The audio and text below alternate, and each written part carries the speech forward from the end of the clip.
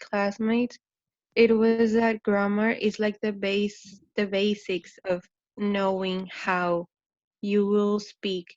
Like teaching the grammar of a language is going to teach the learner also how to produce the language, like how to put in order the words or the sentences and all that. Very good, Karime. Thank you. Yes. Someone else would like to share another opinion? The one that said Karime, it's very good. It's basically the basis, right? We can't teach English if we're not supporting that with a grammar structure or even with vocabulary, right? So thank you, Karime. Someone else, just to wrap up this question?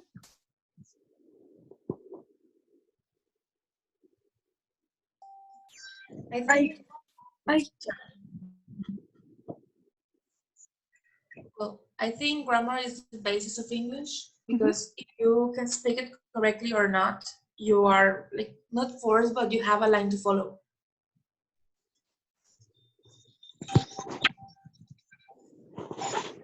For me, grammar is a structure that students need to follow in order to produce something cohesive. Okay. Mm-hmm. Very good. So now we need to consider also the level of our students. We have been talking that if we're going to teach a certain level of the students, that depends on how much grammar you're including in your classes, right? For example, if it's a beginner level, you're not going to include a lot of explanations. Okay, so try to break out those topics into little sessions, right? Try to be deductive in a beginner level, yes, but also try to complement that deductive, the explanation, all the theory, with activities that they can do, right, inside the classes. Thank you very much for your participation. So let's continue. You know that we talked about the fossilization argument, okay? So I asked you if you know something about it. So I don't know if you know this word. What is it? I don't know if some of you had an idea of what is fossilization. So let's brainstorm about this word. It sounds like a dinosaur. I don't know. I don't know if you think about it.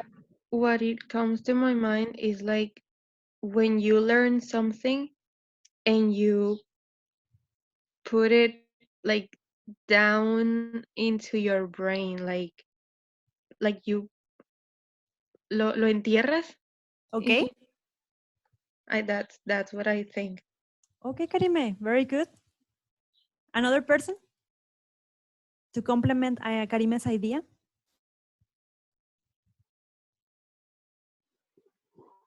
I don't know if I am correct, but fossilization makes me think of something that it is very old. Very good. It sounds like old. It sounds like something that you bury. Uh-huh. Let me check the chat. Ale, you say that when you learn something and you know that you have a class about it, but you don't remember it. Okay. So you think that it's inside your brain. Very good. So I'm going to explain you more about it. As you know that in our English classes, we have all kind of students. We have students that are very motivated, right? That they have attitudes. And you can see it in the first session of the class. You can visualize which student will not have a problem when learning English. And you can see which students are going to struggle a little bit more, right?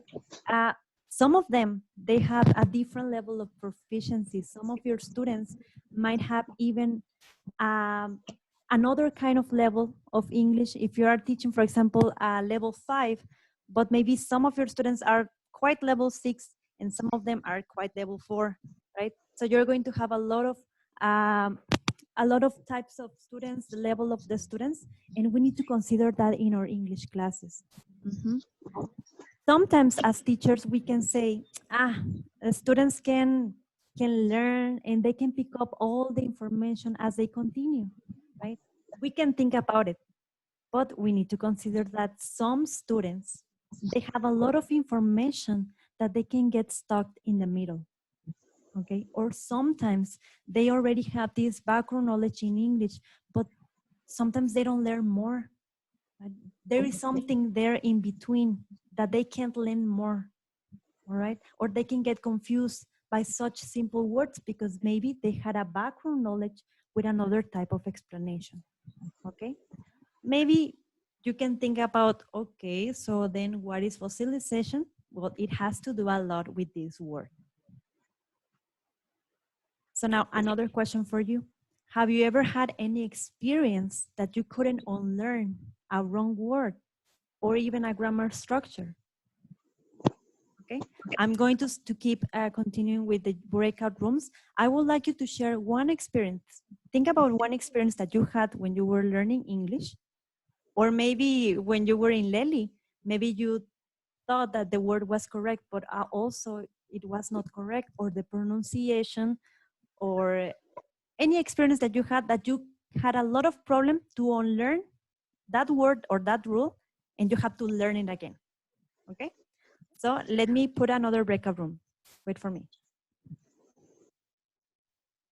Some of your experiences, I heard some of them. It was very really interesting, right? One day I had a mistake when I was in Lely. One teacher told me to read, I think it was a paragraph, and it was the word focus. And I don't know why I said the other word, like bad word, right? I said focus. But I was really into the reading. I didn't recognize the word. I was just reading it. I thought I was fluent in that time. So when I said the word, the teacher was like, "Oh, you made a mistake." And I was like, "Where?" But I didn't recognize it until he told me, right? So we need to be aware also how to correct your students in that time, in that moment, okay? How to correct your students and how to give them feedback, positive feedback, and not to make them feel that they had a big, huge mistake, because it's part of it. It's part of the learning process, right? Okay, so basically fossilization, it refers to the process in the learning of second language in which the student has more difficulty furthering the fluency. What does it mean? It means, Karime, you said something very interesting, something that is that you learn and it gets stuck in your brain, like it gets buried, right? Something that, Serena, you mentioned that it was very old. Exactly. It means, for example, when you learn something before, maybe before attending to English classes, maybe it was a word or it was a grammar structure, right? So you learned it before and now you can't modify it because it's already in your brain, it's already processed in your brain. So it's going to be quite difficult to unlearn it and then learn it again, right? To basically to fix if it was a mistake there. Okay, it's not impossible, but it could be difficult for your students. If it was difficult for us to recognize the mistake and actually to correct it by our own and not to say it again when we're speaking or when we write something, imagine for the learner, right? Teacher, Yes. I am remembering these two words that even nowadays I still have a little bit of trouble. It is before and after. And I have had this problem since I think since I was like in second grade elementary, because for me before sounded like after, but Okay. after also sounded as after. So I later back in the days I used to mix them more, but now I'm more accurate. But I still take my time, a little bit of time to think before, after. Yeah. Yes, and basically it's very interesting because you're not the only one. I had a lot of students that had the same struggle like you. Another thing that I had, oh, it's always stuck in my mind, and I had a lot of problem is the left and right. I know it's very basic, but for me, being a left-handed person, I don't know why it's difficult for me to differentiate which one is left and right. I don't know why. Maybe it's me. I have a problem, but sometimes it's something that is very basic that it struggles a lot for yourself, like very good. It's natural, right? It's very natural when we're learning a second language. Remember that we process a lot of information and actually learn it. It's a process, so it's very natural. This fossilization, it's part of it, right? Teacher, Yes. I just want to say that I just have a problem with like the letter E. you say in Spanish is or something like that, Uh-huh. but I just have a problem. I just mix it because it sounds like e in Spanish, and I just mix sometimes when I don't know Yes. why. It Uh-huh. just And it's part of it, Jesus. Don't worry. And actually, fossilization, it includes the phonological sounds also, yes. For example, in a beginner level, students might struggle with letter E, exactly, and the pronunciation because they can get confused with Spanish. E es y puntito en español. So I in English for them is like the letter A. I don't know, but they struggle a lot. It could be the phonological awareness, or it can be a structure when we're talking about grammar, or it could be a syntax in a word, for example, and it's part of it, right? So this topic is actually very interesting because we need to be aware of that fossilization in the student. Mhm. So basically, all the information that they acquired before learning English as a formal class, for example, they get stuck in their brain. It's like they can keep it in their brain. Mhm. So that's why we need to ask students the background knowledge. Where did you learn English, or why are you going to learn? Did you study English before this class? So did you listen to music before? Did you read something? We need to ask in order for us to know what is the background of that student. Okay. Another thing that fossilization, it often means that certain aspects of the language were learned incompletely or incorrectly, right? So for example, if you have one student that maybe that student had English classes before, but the teacher didn't explain the correct grammar structure. So imagine that student is going to learn that explanation because he believed in that teacher, right? So we need to be aware how we're going to explain the grammar rules. If those grammar rules are correct. Why? Because they can learn it that way. And imagine if it's incorrect, imagine the process to unlearn it again and then learn it. So it's not an easy task, right? So some students have problems conjugating verbs in wrong order. It could be one of that fossilization. Or another students might have troubles with using the wrong vocabulary. Well, in the theory, it says that fossilization, it is unlearned, right? You cannot be unlearned and then you can be replaced. It means that it's very difficult for our students. Again, I can tell you that it is not impossible, but it could be a struggle for that student in order to process the information again. So another thing about fossilization, we think that fossilization it only occurs for the second language, but let me tell you that it occurs also in our mother tongue, right? And we can talk about it like if we involve the syntax or the phonology. I don't know if you had any troubles with Spanish, with a word or the pronunciation of a word or the spelling, right? For example, aiga, very common word in Spanish. And I have been listening to this word all day with some students that I have, aiga. Another thing is that in English, for example, they can use a lot, I have, 10 years old, I have, because they translate, or the embarrassed, the pregnant, right? So these kind of things, sometimes they get struggle, right? Because they think that is the correct word, they store it in their brain, and to unlearn it is going to be a long process in order to understand that is the incorrect structure or the incorrect word. Okay. So basically, some students, they can learn English by themselves, right? And this could be a risk. Why? Because if they learn it by themselves, sometimes there are information on the web that is not correct.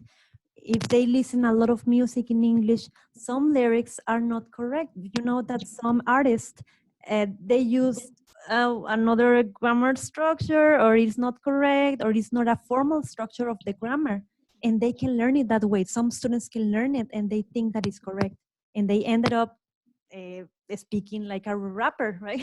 So it's a risk for our students if they don't have a formal instruction, right? So basically, grammar can be studied as a self-directed. Okay, some students can learn grammar if they study by themselves. It doesn't mean that they don't learn. They learn, they can learn, but we need to identify if they don't have another quiet explanation, if they don't have mistakes in the structure, and it could be a risk because they can fossilize that information, right? So another question for you: do you think grammar studied as a self-directed will be a risk, and why? Okay, this time I'm not going to start another breakout session because I don't have a lot of time, but if you want to participate, you can do it.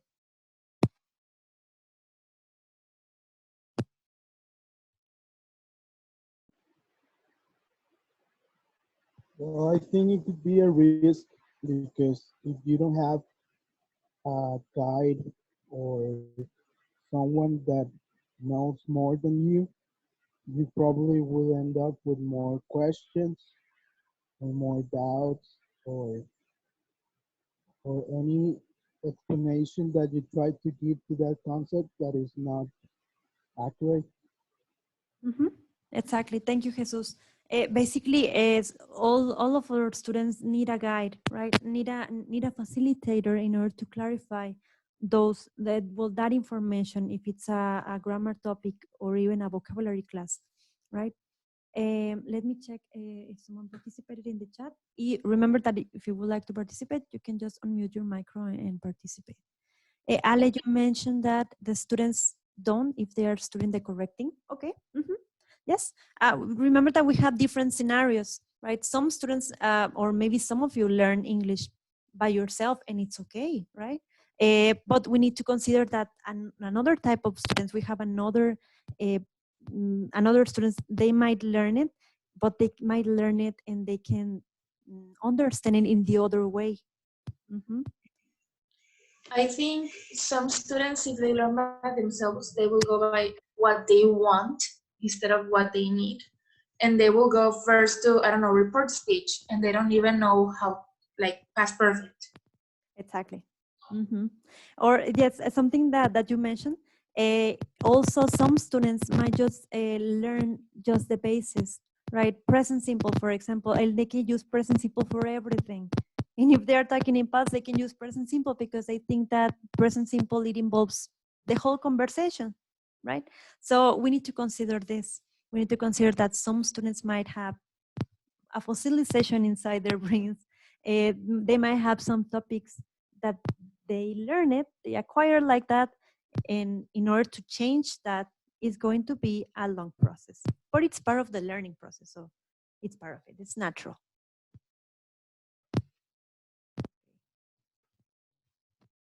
So how can we reduce the fossilization? First of all, we need to consider the learning techniques, right?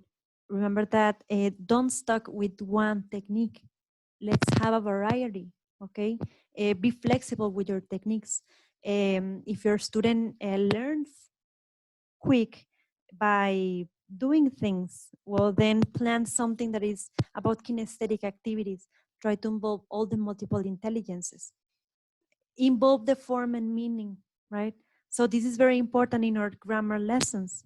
Okay, try to consider explain the form and also what is the meaning of that form. Okay, why is it important in our English classes? We need to consider that attention. And also embrace the native environment. I know that we are not native speakers, but we can bring United States to our classroom. That's why the context is very important. That's why teaching them why that topic is important, to speak it outside with real life situations so they can understand it, so they can say that it's a very meaningful topic. Well, as I said before, the VAKT activities, try to include it in your classes. Okay, be authentic. create your own material, or if you don't want to create it, you can adapt the material from the websites, right? Create it to your own. Okay. Another thing is that we have the lexical chunk argument. I'm going to stop it here. Why? Because I have 3 minutes. So I'm going to stop it here. And I would like you to please to come back again, just to wrap up this topic, and that's it. Okay. So let me stop this one. And